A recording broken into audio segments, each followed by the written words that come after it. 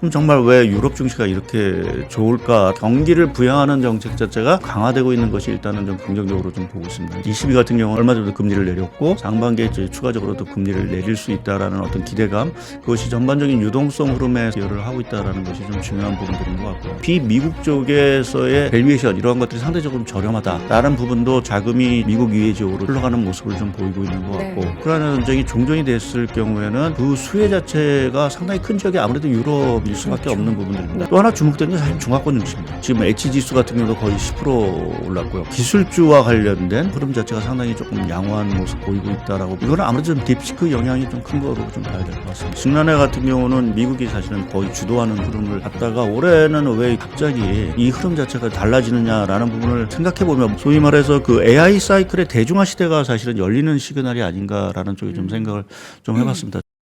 자, 글로벌 인터뷰 IM증권 박상현 전문위원 함께합니다. 위원님 어서 오세요. 네, 안녕하세요. 죄송해요. 저희끼리만 먹어가지고. 아닙니다. 나와서 어제 식었는데도 맛있거든요. 예. 좀 이따가 좀 시간 되시면 드시고 가시기 바랍니다. 자, 밤사이에 CPI 발표가 있었어요. 예.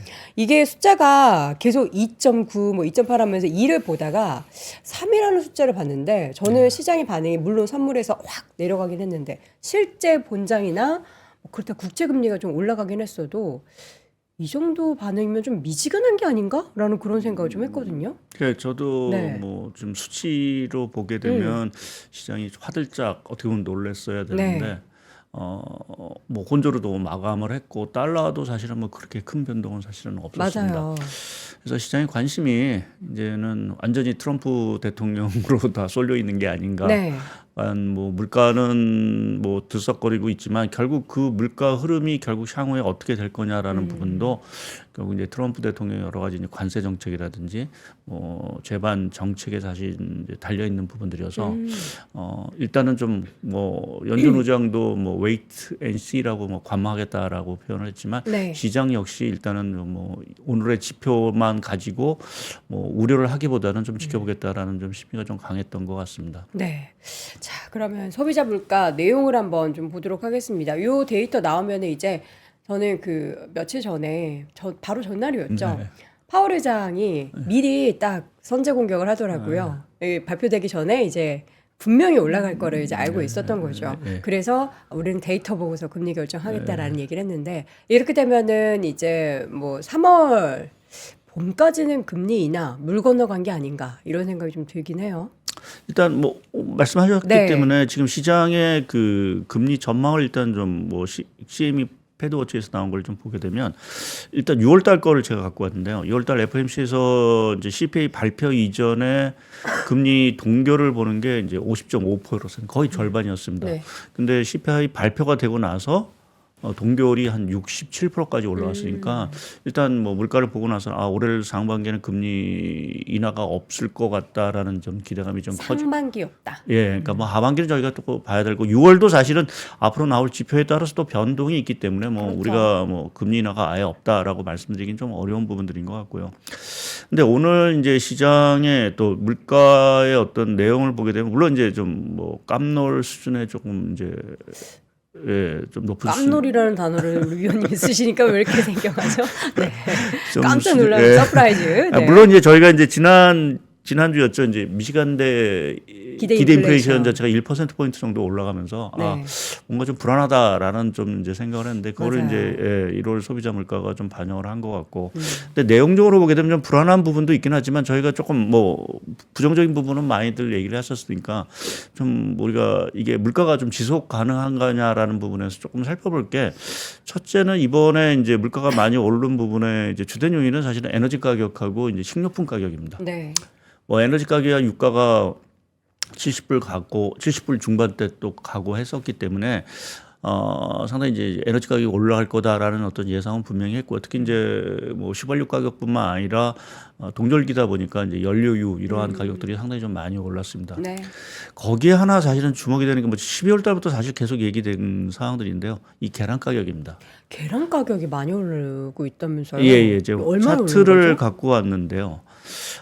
소비자 물가 중에서 이 계란 가격 자체가 전년 동월비로 53%가 올랐습니다. 다시 코로나 끝나고 나서 엄청 예. 많이 올랐던 그 시기로 돌아갔네요. 그래서 소위 이제 정말 에그플레이션, 그러니까 뭐 지금 최근에 보게 되면은 미국에서 그 아침 식사에 계란을 다시 시키려면 추가적으로 요금을 더 내야 된다는 어떤 얘기 정도까지 나올 정도로 이제 계란 가격이 많이 오르는데 이제 이것이 그 조류 인플루엔자, 그러니까 살처분을 뭐 한 300만 마리인가 뭐 이렇게 살처분을 하면서 아무래도 계란이 이제 공급이 부족하다 보니까 이게 뭐 품절 현상까지도 이제 나오면서 그럼 요건 약간 일시적일 수 있겠네요. 그러니까 예, 뭐 우리나라도 네. 뭐 이전에 이제 살처분을 하면서 뭐 돼지라든지 이런 거 살처분을 하면서 뭐 계란도 마찬가지지만 이제 돼지고기 분값이었던 적이 있었잖아요. 있었죠. 근데 그거는 뭐 시차를 결국 이제 두고 지나면서 해소되는 부분들이고 네. 해서 근데 이제 당장은 이제 이 계란 가격이 뭐 계란 가격 하나만 사실은 올라가면 이제 문제가 안 될 텐데 이 계란이 들어가는 데가 사실은 아시겠지만 제과, 제빵 뭐 여러 가지로 너무 이제 많죠. 너무 많다 네. 보니까 아무래도 이 영향 자체가 한두 다른 영향을 결국 미칠 수밖에 없다라고 좀 봐야 될 것 같고요. 근데 뭐 개차가 말씀드리지만 이거는 결국 이제 다시 이제 조류 인플루엔자가 진정이 되고 다시 이제 그 계란 산란을 하는 계란 닭이 이제 늘어나게 되면 이거는 좀 안정을 찾을 수 있는 부분들이어서 네. 뭐 일단은 이 부분에 대한 것들은 조금은 뭐 결국 시간이 이제 남은 문제다라고 좀 생각을 좀 하고 있고요. 다만 이제 그 미국의 농산물 중에 상당 부분이 이제 멕시코에서 들어오는 게 상당히 좀 많은 부분들이어서 향후에 이제 관세에 대해서 무차별하게 정말 25% 관세를 매겼을 경우에는 이 농산물 뭐 이게 에그가 아니라 에그리컬처에 전반적으로 사실은 영향을 좀 미칠 수도 있는 부분이어서 이것이 결국 이제 트럼프 대통령의 어떤 정책의 사실은 또 하나 변수다라고 좀 말씀을 좀 드리겠고요. 네. 그리고 이제 1월달 요번 소비자 물가에서 가장 좀 이제 주목이 되는 게 아무래도 이게 서비스 물가인데 그동안 이제 서비스 물가가 그래도 다행스럽게 조금 이제 잡힌다라는 이제 얘기가 있었는데 이제 1월달에 보게 되면 서비스 물가 상승폭이 재차 확대가 됐습니다. 전월 대비 한 0.5% 이제 올라가면서 한 10개월 만에 이제 또 최고치를 좀 기록한 부분들인 것 같습니다. 그래서 이러한 어떤 서비스 물가가 조금 다시 들썩이는 부분에 대해서 조금 시장이 좀 우려하는 부분이 분명히 있긴 한데 이것도 조금 제가 하나 이제 덧붙여서 말씀을 좀 드리려고 하는 것들이 네. 미 연준이 이제 주목하고 있다는 게 에너지하고 임대료를 제외한 이제 슈퍼코어에 대한 얘기를 사실은 많이 합니다. 예.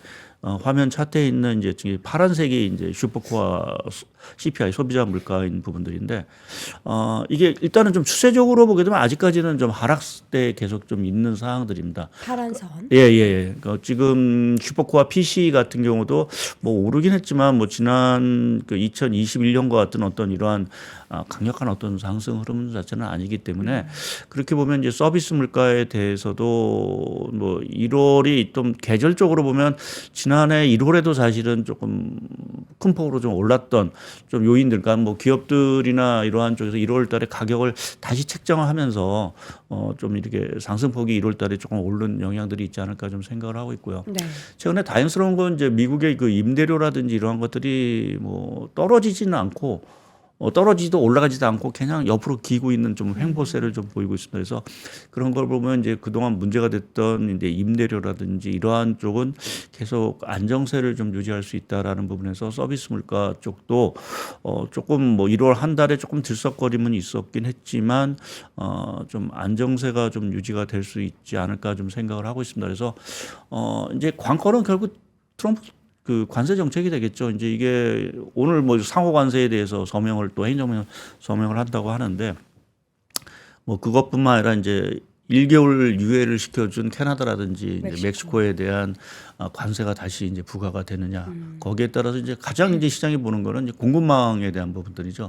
이제 특히 이제 멕시코에 대한 어떤 관세가 됐을 때 여러 가지 이제 자동차 부품이라든지 공급망 쪽에 차질이 됐고 그것이 물가 압력을 자극하게 되면 정말 이거는 이제 추세적인 흐름으로 사실은 저희가 좀 판단할 수 있는 부분들이어서 오늘 나온 1월 물가만을 가지고 미국의 물가 압력 자체가 다시 고개를 들고 재확산한다라고 판단하기에는 말씀드린 여러 가지 좀 특수적인 요인도 네. 있고 해서 조금은 그 관세 정책 이후에 오히려 조금은 어떤 그 물가 흐름을 저희가 확인할 필요가 있지 않겠느냐라는 쪽에 좀 생각을 해보면 결국은 이제 우리가 벌써 4월, 5월 정도의 지표 자체가 상당히 좀 소비자 물가가 중요하지 않을까. 그래서 그것이 뭐 별 문제가 없다면 아까 6월에 뭐 금리 동결 확률이 60%가 넘긴 했지만 오히려 6월의 금리 인하 가능성은 아직은 좀 살아있다라고 좀 말씀을 드리는 게 그게 네. 제 생각으로 좀 생각을 하고 있습니다. CPI 발표되고 나서 한번 이제 그냥 전체 숫자만 보고 예. 출렁였었던 시장이 본장에서는 좀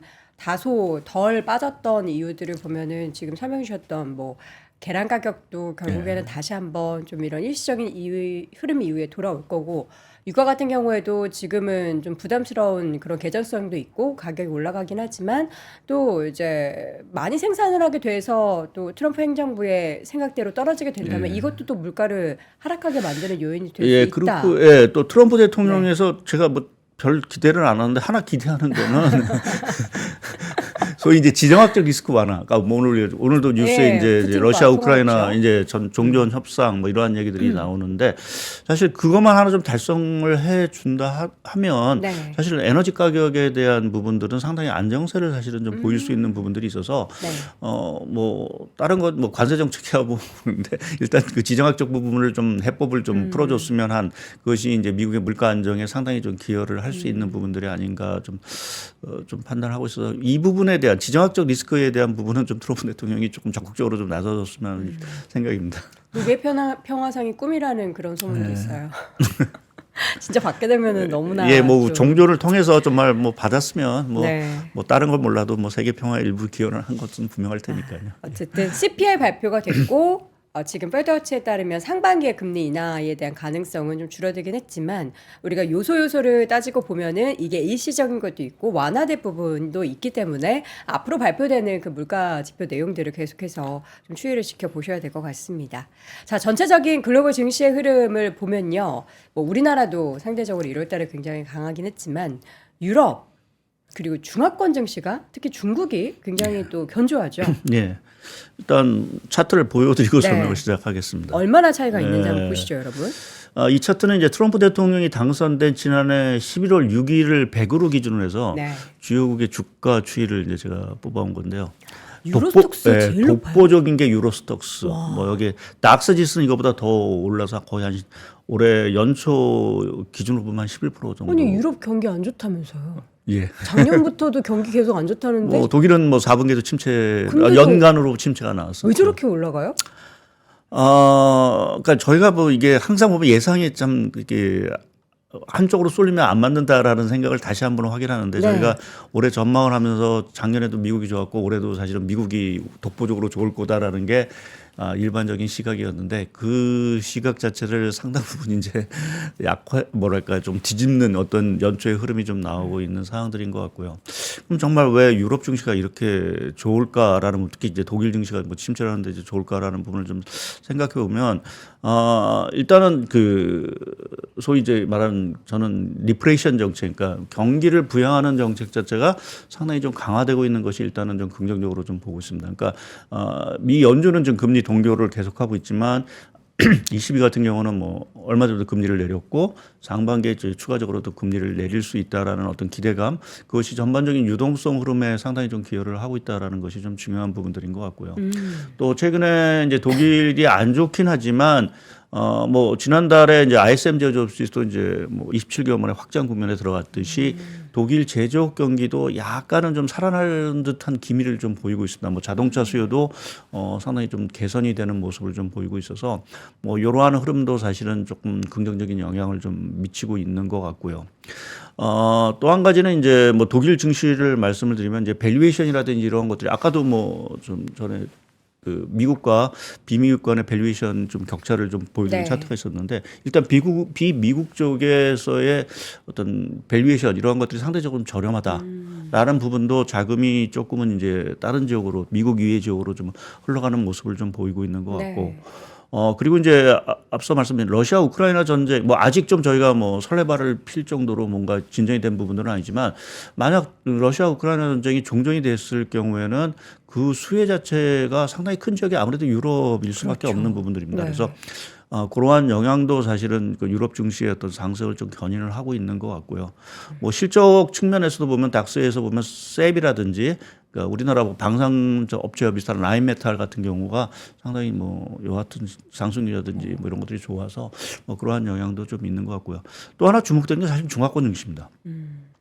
뭐 앞서 보여드렸지 지금 H 지수 같은 경우도 거의 10% 올랐고요. 본토 증시 같은 경우는 뭐 지금 거의 보합권 정도 수준임에도 불구하고 이제 H 지수 자체가 이렇게 좀 급등한 부분에 있어서는 테크주가 많이 올랐다라는 부분을 저희가 좀 설명을 좀 드릴 수 있을 것 같습니다. 네. 관련해서 제가 차트를 뭐 하나 또 보여드리면 지금 그 밑에 있는 항생 테크 지수 뭐 거의 지금 저점 대비해서 20% 이상 올랐기 때문에 소위 말해서 우리가 강세장에 진입을 했다라고 좀 볼 수 있고요. 또 BID 주가 지수 같은 경우는 지금 거의 사상 최고치를 좀 가고 있는 상황들이어서 결국 이게 중국도 보면 이제 그 기술주와 관련된 이러한 흐름 자체가 상당히 조금 양호한 모습으로 좀 보이고 있다라고 봐야 될 것 같고요. 이거는 아무래도 좀 딥시크 영향이 좀 큰 거로 좀 봐야 될 것 같습니다. 그 딥시크 이전부터도 관련한 종목들이 예. 계속 올랐잖아요. 예. 그러니까 미국이 중국을 압박하면 압박할수록 자국의 그런 관련한 뭔가 생산량이나 기술력을 더욱더 키우려는 움직임이 중국에서도 예. 지금 펼쳐지고 있다는 것이 실제로 뭐 딥시크라는 것이 출시가 되고 또 이전부터 관련한 기업들의 추이를 보면은 중국이 진짜 만만치 않다라는 생각을 하게 만들어요. 예, 뭐 그것이 이제 딥시크라는 부분으로 조금은 좀 폭발한 거죠. 네. 시장이 조금 확인을 네, 한 네. 부분들이 하나 좀 있는 것 같고요. 그리고 또 하나 제가 좀 말씀드리고 싶은 거는 이게 지난해 같은 경우는 이제 뭐 매그니피션트 세븐으로 되면서 미국이 사실은 거의 주도하는 흐름을 갔다가 올해는 왜 그러면 갑자기 이 흐름 자체가 조금은 이제 달라지느냐라는 부분을 뭐 생각해 보면 뭐 여러 가지 이유가 있긴 하지만 제가 생각하는 이유 자체는 소위 말해서 그 AI 사이클의 대중화 시대가 사실은 열리는 시그널이 아닌가라는 쪽에 좀 생각을 좀 해봤습니다. 제가 뭐 이전에도 많이 보여드렸던 이 신제품의 보급률 사이클인데요. 이제 보급률 사이클이라는 게 항상 이제 초기 단계에서 이제 대중화 단계로 이제 들어가는 상황들입니다. 그게 이제 바틀렉, 그러니까 장애가 걸렸을 때 우리가 캐즘에서 뭐 전기차처럼 뭐 조금 이제 어려움을 겪고 있는 네. 부분인데 이제 AI 사이클과 관련된 초기에는 사실은 모든 수혜가 이제 미국으로 돼 있다 보니 집중을 되다가 이 딥시크의 출현이라는 것이 결국 가격이 싸지는 부분들이고 그 가격이 싸진다는 거는 결국에서는 수요자가 대중적으로 이제 늘어날 수 있다라는 의미에서 보게 되면 이제는 승자 독식 게임에서 조금은 벗어날 수도 있지 않겠느냐라는 기대감들. 그러니까 이제는 그 수혜 자체가 미국뿐만 아니라 여타 지역으로 확산될 수 있다라는 것이 최근에 유럽 증시라든지 중국 증시에도 사실은 조금 영향을 미치는 부분들이 아닌가 좀 생각을 하고 있어서 저도 뭐 올해 그 미국의 뭐 경제 예외주의라든지 또 미국의 뭐 M7의 어떤 독주 이러한 현상이 뭐 지속이 될 것으로 봤는데 이것이 생각보다는 빠르게 조금 여러 가지 지금 각국에서 AI에 대한 어떤 경쟁 이러한 것들이 격화가 되고 하면서 그런 구도 자체가 조금은 약화된 부분들 그것이 이제 뭐 부정적으로도 볼 수도 있긴 하지만 오히려 한편에서 보게 되면 이 대중화라는 측면에서 보게 되면 조금 전 세계가 다시 뭔가 수혜를 나눌 수 있다라는 부분에서 지금 시장이 조금 반응을 하는 부분들이 아닌가라는 쪽으로 좀 해석을 좀 해봤습니다. 그래서 뭐 우리가 딥시크 출현 이후 뭐 조금 약간 좀 공포감을 또 느끼긴 했지만 네. 오히려 이제 투자라든지 이러한 것들이 더 각국이 아무래도 더 저가의 어떤 그러한 제품들을 만들기 위해서 투자를 더 경쟁을 더 격화할 수 있다라는 부분 자체는 전 세계 쪽 봐서는 오히려 이제 투자라든지 이러한 것들이 더 커질 수 있는 그러한 쪽으로 조금은 이제 다가오고 있는 것이 아닌가. 그래서 중국 증시에 대해서 뭐 모든 게 좋은 건 뭐 중국 경제는 여전히 나쁜 상황들이고요. 일부 이제 중국이 주도를 그러니까 투자도 많이 하고 또 이제 경쟁력, 기술 경쟁력 쪽이 올라오고 있는 부분에 있어서는 올해 뭐 괜찮을 수도 있겠다라는 어떠한 그러한 신호들이 사실은 지금 잡히고 있다라고 좀 말씀드릴 수 있을 것 같습니다. 지금 이제 미국 내에서의 다양한 기업들의 경쟁이 AI 쪽에서 벌어졌던 게 작년까지였다면 올해 같은 경우에는 이제 미국과 중국 간의 이제 국가 간의 대결로 더 이게 확대가 됐다라고 이야기를 많이들 하잖아요. 그러면서 이 수혜를 다른 나라들 혹은 다른 다양한 기업들이 이렇게 보게 되는 그렇게 좀 확대가 되는 그런 상황이 연출이 되는데 결국에는 그러면은 미국의 에너지가 집중됐었던 뭐 주식 투자라든지 이런 것들도 자연스럽게 확장이 돼서 다른 나라들로 퍼질 수밖에 없는 지금 그런 모습들이 나타나고 있는 예, 뭐 그러한 모습이 이제 조금 이제 연초에 분명히 그러한 것들이 이제 나타나고 있고 이제 이러한 것들이 더 확산이 되기 위해서는 뭐 몇 가지 조건들이 좀 있어야 되겠죠. 아무래도 이제 관세 정책이라는 게 뭐 앞으로 계속해서 더 강화가 될 텐데 이 강화되는 것들이 정말 이제 파괴적인 어떠한 그 경제를 파괴하는 그러한 어떤 관세 정책이 아니라 그래도 최소한 뭐 미국이 이제 표적으로 뭐 몇 개 품목 또 몇 개 산업에 대해서 뭐 표적 관세를 한다라고 하면 충격은 예상보다는 좀 덜할 수 있는 부분들이 일단은 좀 필요할 것 같고요. 또 하나 거기에 덧붙여야 될 거는 사실은 달러 부분에 있어서의 어떤 그 흐름이 좀 약세 쪽으로 좀 돌아서야 되는 부분도 좀 필요하지 않을까 좀 보고 있습니다. 그러니까 그거는 이제 관세 정책하고도 사실은 좀 많이 맞물린 부분들인 것 같은데요. 네. 결국 이제 자금들 자체가 슈퍼달러라든지 뭐 이러한 것들 때문에 또 미국으로 들어가는 흐름을 조금은 이제 다시 어떻게 보면 좀 반전시키기 위해서는 달러 흐름 자체가 조금 약세 흐름으로 좀 가야 되는 것들이 좀 필요한 부분들인데 그 부분에 있어서 다행스럽게 최근에 보면 달러가 우리가 상당히 오래 슈퍼 강세될 거다라고 얘기를 했지만 오히려 분위기 자체는 뭐 보합 내지는 약보합 정도의 달러 흐름이 사실은 되고 있고 그래서 말씀드리도 계속 강조지만 트럼프 대통령의 관세 정책 자체가 뭐 그렇게 우려보다는 강하지 않다. 뭐 이것이 뭐 이미 시장에 조금 일부 반영된 거죠. 그것 때문에 달러도 좀 약세가 되고 또 이제 미 연준도 뭐 물가가 뭐 관세가 사실은 좀 이제 생각보다 좀 느슨하다라고 하면 물가 압력 자체가 상당히 더 이제 낮아지면서 결국 이제 6월 정도의 금리 인하 한다면 달러에도 또 약세 압력을 좀 볼 수 있어 이러한 것들이 사실은 조금 퍼즐이 조금 계속 좀 맞춰가야 전반적으로 올해는 조금 비미국 쪽의 증시들 이러한 쪽이 미국보다 뭐 좋거나 또 미국하고 좀 보조를 계속해서 맞춰갈 수 있는 그러한 흐름이 나올 수 있을 거로 좀 생각을 하고 있습니다. 네. 중국에 대한 이야기를 조금 더 해보도록 할게요. 이 데이터를 보니까 대미 수출에 대한 의존도가 지금 굉장히 낮아지고 있어요. 좀 차트 한번 보실까요? 예, 차트 한번 보시게 되면 이 글로벌 사우스라는 거는 이제 주로 이제 이머징 지역을 얘기합니다. 그러니까 그리고 이제 제가 선진국 글로벌 노스는 이제 미국하고 미국 제외 지역을 이제 나눠서 보여드리고 있는데 제가 이 차트를 보여드린 이유 자체는 미국 입장에서 상당히 좀 고민스러운 것들이 있다라는 거죠. 그러니까 2018, 9년만 하더라도 중국의 대미 수출 비중 자체는 약 한 20% 가까이 됐습니다. 근데 지금 몇 년 사이에 대미 수출 비중 자체는 지금 15% 정도로 한 5%포인트 정도 둔화가 됐거든요. 그러니까 이 얘기 자체는 만약 미국이 중국에 대해서 여러 가지 관세 정책을 뭐 했을 경우 2018년 19년에는 중국이 타격이 클 수밖에 없는 게 대미 의존도 자체가 워낙 컸기 때문에 그 타격이 컸지만 지금은 주로 지금 이머징 쪽의 수출 비중이 거의 한 60%가 되기 때문에 이쪽으로 물량을 쏟아낼 수가 있다라는 부분이니까 관세 충격을 상당 부분 피할 수 있다라는 것이 하나 좀 중요한 부분들인 것 같고요.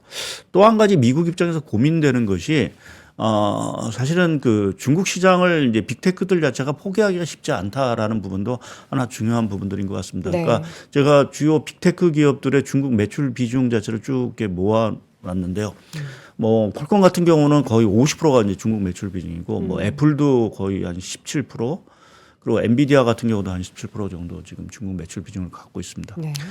그래서 이러한 상황에서 트럼프 대통령이 뭐 무역수지 적자를 해소하기 위해서 뭐 미중과의 어떤 그 관세 정쟁을 계속 강화했을 경우 그 데미지 자체가 뭐 중국은 말씀드린 대로 18년, 19년에 비해서는 오히려 이제 이머징 쪽으로 수출하니까 그 충격이 좀 줄어든 반면에 오히려 미국 빅테크 기업들 자체의 충격 자체가 더 커질 수 있다라는 거는 미국 경제에 오히려 좀 독이 될 수도 있는 가능성이 있어서 이 관세 정책에 있어 왜 그럼 최근에 들어 중국이 좀 미온적인 태도를 보이느냐라는 부분에서 보면 중국이 약간은 좀 칼자루를 좀 이전보다는 좀 세게 쥔 그러한 부분들이 아닌가라는 쪽에 생각을 해볼 수 있는 것 같습니다. 그래서 지금 향후에 트럼프 대통령이 뭐 결국 중국에 대해서 추가적인 어떤 관세를 분명히 하긴 할 텐데 그 관세와 관련돼서 뭐 말씀드린 여러 가지 피해 때문에 이렇게 공격적으로 나설지 아니면 또 협상을 더 요구하는 그러한 쪽으로 갈지라는 부분 자체는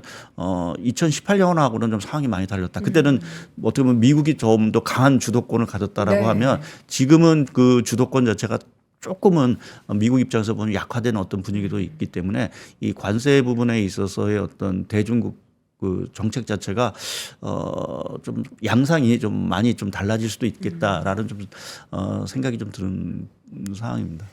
미국이 중국 때리기를 한다고 중국은 이제 맞고만 있지 않는 예. 그런 상황인 거죠. 경쟁력을 갖추고 있고 더 강해졌어요. 예, 그 말씀드리는 뭐 지금 뭐 딥시크와 관련된 뭐 그런 업체가 뭐 중국에 좀 계속해서 우후죽순으로 생겨나고 네. 있는 상황들이고 뭐 전기차 같은 경우는 거의 중국이 뭐 압도적인 지금 점유율을 좀 갖고 가고 있는 상황들이어서 이전에는 사실 뭐 중국이 뭐 아무래도 미국에 꼭 팔아야 되는 것들이 사실은 좀 많았는데 이제는 꼭 미국에 팔지 않아도 뭐 팔 수 있는 지역들 자체 또 팔 수 있는 제품 자체가 상당히 좀 많이 늘어났다라는 부분에서는 뭐 중국이 이전과는 다르게 좀 맷집이 좀 강해졌다라고 네. 좀 표현할 수도 있을 것 같습니다. 맷집도 강해지고 그리고 사실 중국 입장에서는 미국의 도움을 받지 않고도 네. 자생할 수 있는 환경이 너무나 잘 마련되고 있잖아요. 예, 예. 미국 브랜드 없어도 우리는 우리나라 뭐 테슬라 없어도 우리는 비아디 있고 예. 너네 오픈 AI 그런 챗GPT 없어도 우리는 딥시크 있고 이렇게 대체가 될 만한 내용들이 중국 쪽에서도 경쟁력을 갖고 있으면서 이렇게 되면은 그냥 동등한 입장이 지금 되는 게 아닌가. 뭐 아직 미국의 이런 뭐 때리기로 동등하다고까지 표현하기는 조금 그렇긴 하지만 나중에 또 올라가죠. 약간은 좀 네. 중국의 입지 자체가 조금은 2018년 당시보다는 상당히 좀 달라졌다. 달라졌다라고 좀 봐야 될 것 같고요. 그리고 제가 그 관세 정책에 대해서 또 미국의 무역 수지 적자와 관련된 얘기에서 뭐 좀 하나 좀 말씀드리고 싶은 네. 거는 사실은 이제 미국은 뭐 지난해도 보면은 사상 최고치의 무역 수지 적자를 기록했습니다. 그러면서 이제 뭐 관세 정책을 하고 리소일 정책을 하면서 미국에 보면 이제 무역 수지 적자를 사실은 줄이려고 노력을 하는데 사실은 저는 한계가 있다라고 좀 보고 있고요. 뭐 아무리 미국이 리소일 정책을 한다고 해도 미국에서 생산할 수 있는 품목은 제한적일 수밖에 없는 부분들이고 이제 그렇게 보면 사실은 이 관세 정책으로 인해서 나올 수 있는 풍선 효과를 저희가 조금은 주목을 해야 될까 하지 않을까도 좀 생각을 하고요. 그 풍선 효과라는 거는 과거에 보게 되면 중국을 눌렀을 경우에는 그 수혜를 이제 멕시코라든지 뭐 캐나다라든지 우리나라, 대만 이러한 쪽이 뭐 베트남까지도 봤다라고 하면 지금은 어느 지역, 어느 품목을 누르냐에 따라서 그것이 다른 쪽에는 오히려 좀 수혜가 될 수 있다. 결국 미국은 수입을 해야 되는 부분들이기 때문에 그렇게 보면 우리가 관세 정책 또 무역 수지 적자 축소를 위한 트럼프 대통령의 어떤 정책이 뭐 글로벌 경쟁이나 교육에 부정적일 수는 있긴 하지만 또 한편에서 생각해 보면 풍선 효과라는 게 분명히 있기 때문에 어느 쪽은 수혜를 볼 수 있다라는 부분도 저희가 이 관세 정책과 관련돼서 조금 한번 좀 예의 주시해야 되는 그것이 최근에 우리나라 같은 경우는 조선 방산과 같은 업체가 사실은 주가가 많이 오르는 그러한 것들이 하나의 또 일종의 풍선 효과가 아닌가 좀 생각을 좀 해볼 수 있는 것 같습니다. 알겠습니다. 자, 오늘 물가 내용부터 미국과 중국 관련한 내용까지 쭉 전해드렸고요. 오늘 글로벌 인터뷰 시간 IM증권 박상현 전문위원 함께했습니다. 위원님 고맙습니다. 네, 감사합니다.